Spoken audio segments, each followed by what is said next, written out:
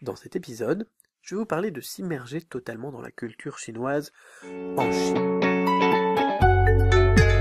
Je réponds à vos questions en vous présentant la Chine et le chinois tels que je les vois et tels que je les vis. Bienvenue dans la Chine, le chinois, comment c'est vraiment.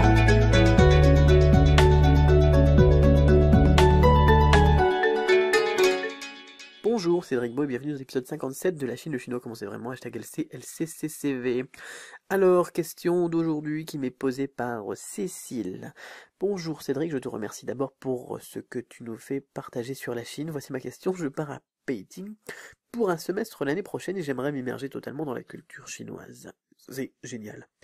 Que me conseilles-tu de faire et de visiter? Je voudrais par exemple pratiquer un art martial, mais est-ce accessible à nous, Européens? De plus, je suis une femme, alors est-ce possible? Est-ce que ça coûte cher? Est-ce que ça coûte cher? Merci. Alors, eh bien, merci beaucoup donc pour ta petite intro, c'est vraiment sympa, ça me fait plaisir que tu apprécies tous ces podcasts et toutes ces productions. Alors, tu pars à Beijing pour un semestre l'année prochaine, donc Beijing c'est Pékin, hein, bien sûr, pour un semestre l'année prochaine, et tu aimerais donc t'immerger totalement dans la culture chinoise, déjà ça c'est génial. Il y a beaucoup de gens qui partent en Chine, qui veulent apprendre le chinois, ou qui font des cours de n'importe quoi, et puis qui restent dans la communauté française, et bien évidemment après ils s'étonnent qu'ils progressent pas forcément, à une vitesse phénoménale, et tandis que par rapport à des gens comme toi qui peuvent progresser très vite à la fois donc sur un plan culturel et linguistique, de toute façon il y a pas photo, voilà. Alors que me conseilles-tu de faire? Eh bien tout simplement garder cette idée, garder cette optique, garder cette mentalité, c'est génial. Et ensuite, donc, que me conseilles-tu de visiter, que me conseilles-tu de faire, donc sur place? Alors, pour le logement, de la colocation, pourquoi pas avec un natif chinois, ça peut être une très bonne chose. Sinon, prendre ton propre logement, si possible, ne pas être dans le dorm des étudiants étrangers, dans je sais pas comment ça s'appelle, ça, dans le dortoir, enfin dans le truc, quoi, pour les étudiants étrangers.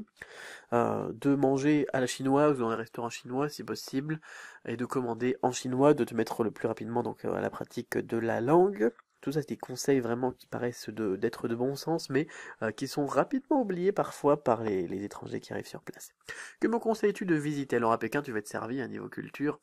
On a beaucoup de choses à faire. Tu vas pouvoir aller à la Grande Muraille, la section de Badaling, pourquoi pas, très touristique, mais bon, il faut l'avoir fait une fois. Tu vas pouvoir voir le temple du ciel. Je conseille d'y aller le matin. Le matin dans le parc, on a tous les jeunes et les vieux qui font du qigong, qui jouent au tianzi ou bien alors à d'autres choses. C'est l'ambiance, rien que pour l'ambiance, c'est génial. Et pourquoi pas juste après.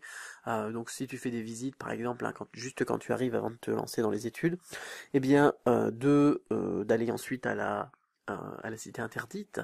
La cité interdite, là, c'est pas la peine forcément d'y aller tôt le matin par rapport au temple du ciel.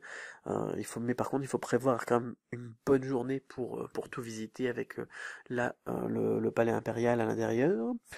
Qu'est-ce qu'on a d'autre à Pékin qui va vraiment, vraiment, vraiment voir? À peu près, c'est ça, quoi. Une fois qu'on a fait déjà ces premiers éléments, on est dans le bain. Après, ça va être à toi, en fonction de ce que tu aimes vraiment. On a des musées qui sont géniaux, on a des paysages aussi aux alentours qui sont géniaux. On a des musées qui sont géniaux. On a des musées qui sont géniaux, des paysages qui sont géniaux.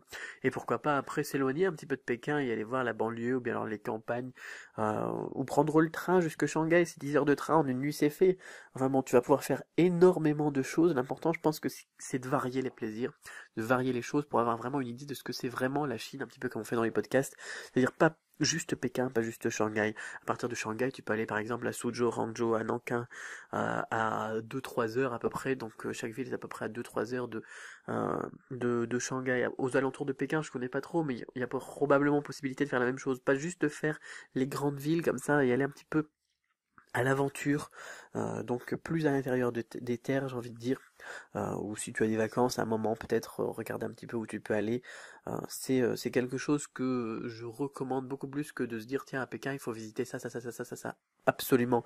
Si tu as du temps vraiment à tuer, 2-3 jours en trop, plutôt que de faire tout ce qui est possible de faire à Pékin, et bien d'aller dans une ville un peu moins médiatisé, on va dire, un petit peu moins cliché, un petit peu moins, parce que c'est un cliché aussi pour les Chinois à Pékin, c'est comme pour nous les Parisiens, quoi, d'aller voir un petit peu donc ce que c'est que vraiment la vie chez les Chinois.